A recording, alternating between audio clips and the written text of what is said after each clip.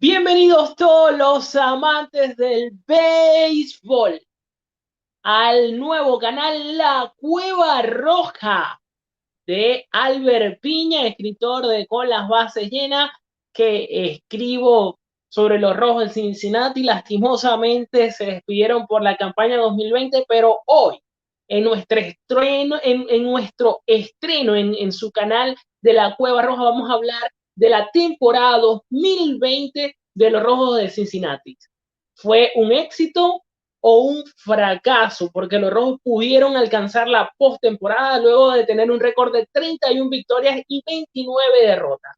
Para esto, ni más ni menos, vamos a tener a un invitado especial, Carlos Parra, quien es escritor de los Reales de Kansas City, pero tiene una pasión con los Rojos de Cincinnati. Vamos a hacer un pequeño análisis de lo que fue el desempeño de los Rojos de Cincinnati, que volvieron a los playoffs luego del 2013, que ha sido su última participación. Es algo increíble, diciendo, los Rojos era un equipo que esperaba, las fanáticas esperaban mucho, hizo una inversión de 165 millones de dólares, 165 millones, donde incorporó 5 agentes libres. Y hablando de esos agentes, fueron gente muy codiciada en la agencia, que era Mike Moustakas, Pedro Strong, Nick Castellano. Carlos, ¿cómo está en este caso hoy siendo el invitado de este primer programa de La Cueva Roja? Muy bien, Albert, muy bien. Un placer estar compartiendo contigo la inauguración de tu canal y bueno, para hablar de la temporada de los Rojos en este 2020 con sus luces y sombras que tuvo en esta campaña que para ellos recién acaba de terminar. Pero, ¿tú crees que los Rojos fue un éxito o un fracaso? Se puede decir que una temporada buena, los Rojos de Cincinnati. Haber llegado a la postemporada, pero siendo eliminado, barrido, mejor dicho, en la primera ronda. Bueno, todo es cuestión de cómo se mire, ¿no? Si el vaso medio lleno o medio vacío. Cuando tú tomas en cuenta que por primera vez desde 2013 llegan a la postemporada, cuando tienen una temporada ganadora, también desde el 2013 por primera vez, son elementos que uno puede entender como que de éxito de una franquicia que estaba ávida de temporadas positivas y de poder llegar a la etapa bonita del campeonato. Ciertamente se dio un paso importante en función con el desempeño de las temporadas anteriores. Ahora quedó a deber porque las expectativas que se cifraron en el equipo eran mucho más allá de las que al final se dieron y que lamentablemente finalizaron de manera muy abrupta al ser barridos por los Bravos Atlanta, que no solamente fue que lo barrieron, es que ni siquiera le permitieron hacer una carrera. Y eso obviamente Pero, desencanta a la enorme fanaticada de los Rojos en el mundo, ¿no? pero es algo curioso porque tú hablas de las estadísticas de los Rojos de Cincinnati y los Rojos batearon 399 hits.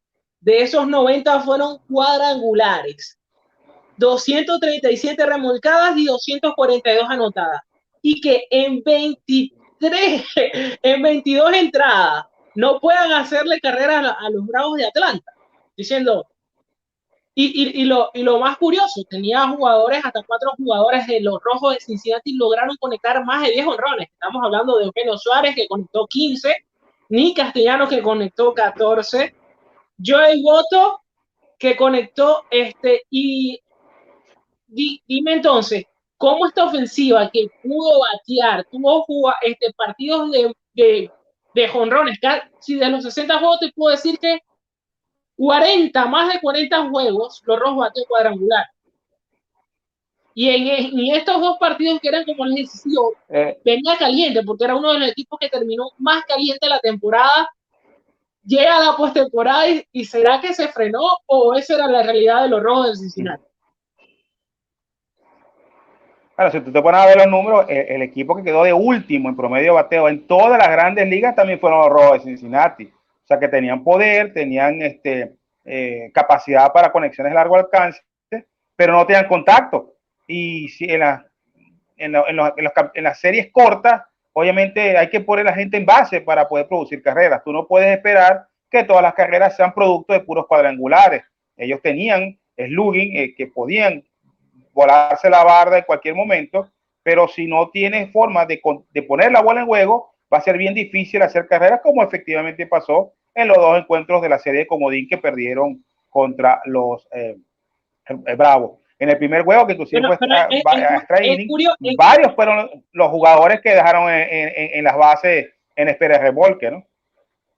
Pero es curioso porque en las series cortas se destacan por tener jugadores o por tener lanzadores, se destacan por tener buenos lanzadores, y creo que los dos lanzadores de los Rojos cumplieron de alguna forma. Trevor Bauer, que tuvo una actuación memorable, 7 2/3, 13 ponches, y a pesar de eso, los Rojos perdió por, de alguna forma, la culpa se la echan al manager David Bell, que no supo manejar las piezas.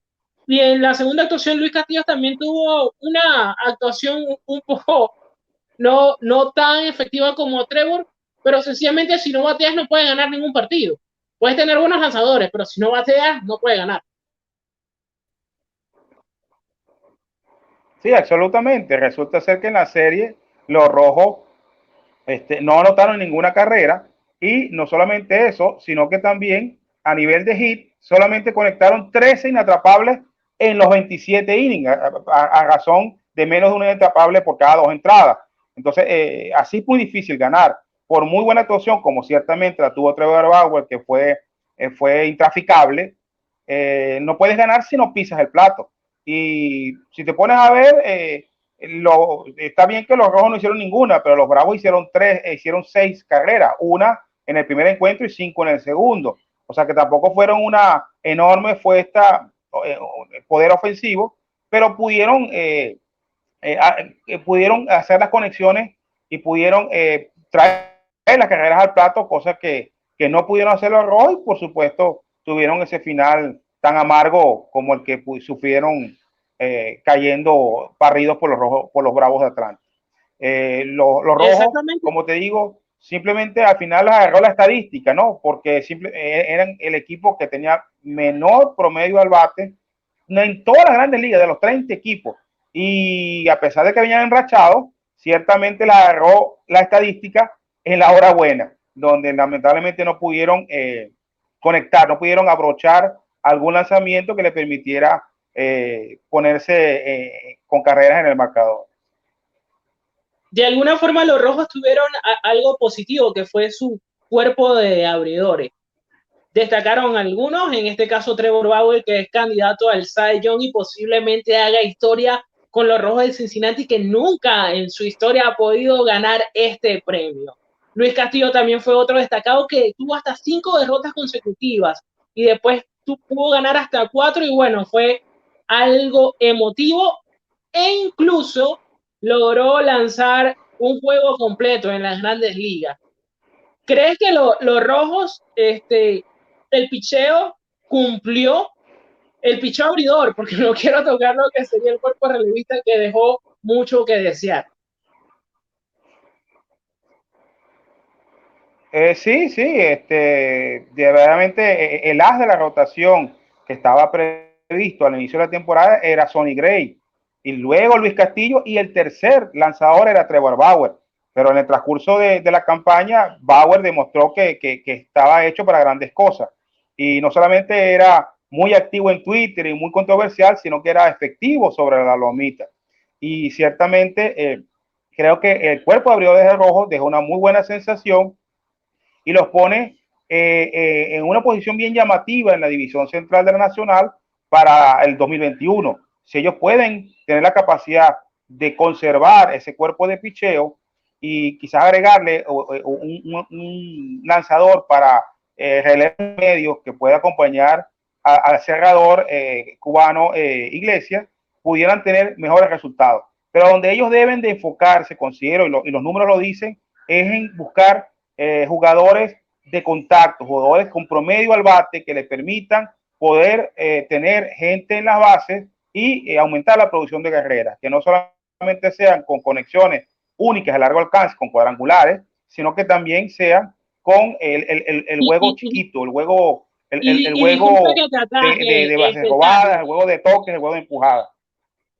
En relación a, aquí vemos una imagen de lo que sería Trevor Bauer y Eugenio Suárez. Vimos que Trevor Bauer es alguien que de alguna forma se ganó la fanaticada de los rojos y Eugenio Suárez, a pesar de que no empezó un poco frío, terminó siendo el jonronero y siendo el jonronero de manera consecutiva. El año pasado tenemos que recordar que batió hasta 49 casos y ahora con solo 60 juegos logró batear 15. Fue algo importante. Sobre las 5 incorporaciones que tuvieron los Rojos de Cincinnati, ¿cuál crees que fue el que produjo más? Nick Castellanos, ahí vemos en las imágenes a Nick Castellanos y Shogo Akiyama, fueron unas de las dos incorporaciones, pero también está Wyatt Weller, Pedro Strong, que de alguna forma fue la decepción, que incluso lo dejó en libertad a los Rojos de Cincinnati, y Mike Mustaka. ¿Cuál crees, Carlos, que de esas 5 incorporaciones que tuvo los Rojos en el 2020, donde hizo la inversión de $165 millones, fue la más productiva y la que mejor le produjo a los Rojos? En mi consideración, creo que Nicolás Castellanos fue el jugador de las adquisiciones de los Rojos que presentó mejor desempeño. Conectó hasta 14 cuadrangulares, quedando segundo, escoltando a Venezolano Suárez en el departamento, y también fue el segundo en carreras impulsadas con 34 traídas al plato. Si bien el promedio fue un poco bajo, bueno, como el de todos los Rojos, con 2.25 de promedio, trajo bastantes carreras al plato y estuvo generando productos. Mustaka quedó, digamos, ha podido hacerlo mejor y obviamente, como tú dices, Pedro Strop, que inclusive no terminó en la campaña con los Rojos, con los Escarlatas, fue la decepción, fue el pitcher bueno, que perdió la inversión el equipo del estado de Ohio. Insisto que ellos pueden trabajar con Nick Castellano, con Mustaka y con Suárez para que en el 2021 armar un núcleo importante de poder que debe ser acompañado por un jugador de contacto, un primer bate que le permita empezar la ofensiva al equipo. En este caso, ¿crees que el Shogo Akiyama no resultó como primer bate? De alguna forma tuvo algunos partidos, hasta incluso de primer bate. Y en relación a Nick Castellanos, ¿será que se queda en los Rojos de Cincinnati? Porque en su contrato él podía, en este caso, romper la vinculación de sus 4 años por 64 millones en el 2021. ¿Crees que con los números y con el equipo Nick Castellanos se quede? Bueno, ya probó la postemporada, cosa que con los Tigres no podía hacerlo. Ya le quedó el gustico, diría yo. Yo entiendo que puede darle un voto de confianza a los Rojos y que dependiendo cómo la gerencia general actúe en este invierno, darle ánimo a Castellanos para entender de que en 2021 sí pueden llegar a instancias mucho más avanzadas en la postemporada. No creo que fue un mal año para él, no creo que hizo buena relación con los compañeros y en el dogado. Debería ser una pérdida de oportunidad por parte del jugador de optar a un buyout, ¿no? Creo que sí va a apostar por los rojos, pero obviamente la gerencia general tiene que acompañar con nuevos recursos, con nuevos jugadores que le permitan tener una mejor proyección para el año 2021 al equipo de los Rojos de Cincinnati. Ya pudieron romper el solo fan, ya pudieron salir de esa sequía de postemporada que tenían desde 2013. Ahora lo que le queda es continuidad. Continuidad, aprender de los errores, corregir las debilidades que tiene, sobre todo en el bateo, y seguramente será un equipo contendiente para la próxima campaña. En este caso, lo que te decía de Shogo Akiyama, el japonés, ¿crees que va a ser el primer bate? Lo probó de alguna forma y en algunos juegos, ¿crees que podría convertirse en el primer bate de los Rojos de Cincinnati? Bueno, batió 2.45 nada más, o sea, no es un promedio que uno pudiera entender que caracteriza a un primer bate, o sea, eh, se acabó 7 bases, sí, fue el jugador de los Rojos que liderizó ese departamento, pudiera intentarlo, ¿no? Pudiera intentarlo nuevamente, pero creería que debe ver si en el mercado existe alguien con un perfil más adecuado para ser el que encabece la alineación de los Rojos de Cincinnati. Creería que el En este japonés caso, pudiera estar más bien como quizás como noveno bate para tratar de hacer un enganche entre noveno y primero que le permite una continuidad para el movimiento entre las bases. Pero como primer bate no lo hizo tan bien en esta primera ocasión y creería que él no es, digamos, la solución definitiva para ocupar ese importante puesto en el line-up. Carlos, en este caso, los Rojos tuvo la oportunidad de tener varios debutantes, pero creo que el que resaltó fue el novato receptor Tyler Stevenson. Incluso pudo conectar Homer Boone en su primer turno. ¿Crees que Stevenson va a ser el futuro receptor de los Rojos de Cincinnati, que no lo tiene fácil, porque también Kurt Casali, que es el segundo receptor de los Rojos, batió 6 honrones y Tucker Banner, que es el titular, batió 5. Y Stevenson, que solo vio acción un momentico, un ratico, batió 2. ¿Crees que Stevenson se quedará en los Rojos o será de esos novatos sensación que lastimosamente los Rojos van a intercambiar por un jugador? El invierno traerá, digamos, decisiones importantes para la gerencia general y una de ellas pudiera darle la posición al novato y más bien intercambiar a los titulares para poder tener jugadores atractivos, como te digo, en términos de bateo. Es una posición que presenta futuro. Lamentablemente, la dolencia de los receptores es la misma del resto del equipo, es el bateo. Bakehart solamente batió 204 y Casay batió 224, o sea que no, ninguno es un dichado de virtudes con el madero. Sería también cuestión de ver quién tiene mayor comodidad con el cuerpo de lanzadores, que al fin y al cabo es una de las principales características o cualidades que se le pide a un máscara, que se le pide a un careta. No tanto el bateo, que sería un plus muy agradecido por el manager, sino el cómo conduce al cuerpo de lanzadores. Eso es la principal característica que debe tener el sector y quizás por eso el novato ahí sí lleva un poco las de perder, porque obviamente no tiene la experticia necesaria para tener sobre sus hombros esa responsabilidad, por lo menos en las primeras de cambio. Entendería que a lo mejor pudiera ser un buen backup y que poco a poco, en la medida que vaya madurando en su estadía en las grandes ligas, poder tomar responsabilidades mayores para conducir al cuerpo de abridores de los Rojos, que pinta para buenas cosas en las próximas temporadas si repiten las actuaciones que pudieron presentar en este año tanto Bauer como Castillo y Gray, que digamos son los 3 brazos más importantes del cuerpo de abridores del equipo Escarlata. Bueno, Carlos, un último mensaje que le quieres dar a los Rojos de Cincinnati y para ti. ¿Fue éxito o fracaso la temporada de los Rojos de Cincinnati? Quedó a deber, quedó a deber. Creo que estaban para mejores cosas. No pueden dejar de reconocerse que avanzaron con respecto a su pasado próximo, pero han podido hacer mucho más de lo que hicieron. Y ese mal sabor en la boca de no haber adoptado siquiera una carrera en la ronda de comodín debe ser tomado como un aliciente por parte de la alineación de los Rojos para ir por más en el 2021. Porque con las herramientas que tienen, demostraron que están para grandes cosas. Falta ese empujoncito que pudiera ser la diferencia entre quedarse en ronda de comodín o ir a trascender a instancias decisorias y por qué cuidado si no volver a una serie mundial, cosa que desde 1990 no tienen la oportunidad de realizar. Pero creería, contestando a tu pregunta, que quedó ese saborcito en la boca de que han podido hacerlo mejor, de que no fue mal, pero no fue tan bien como han podido hacerlo.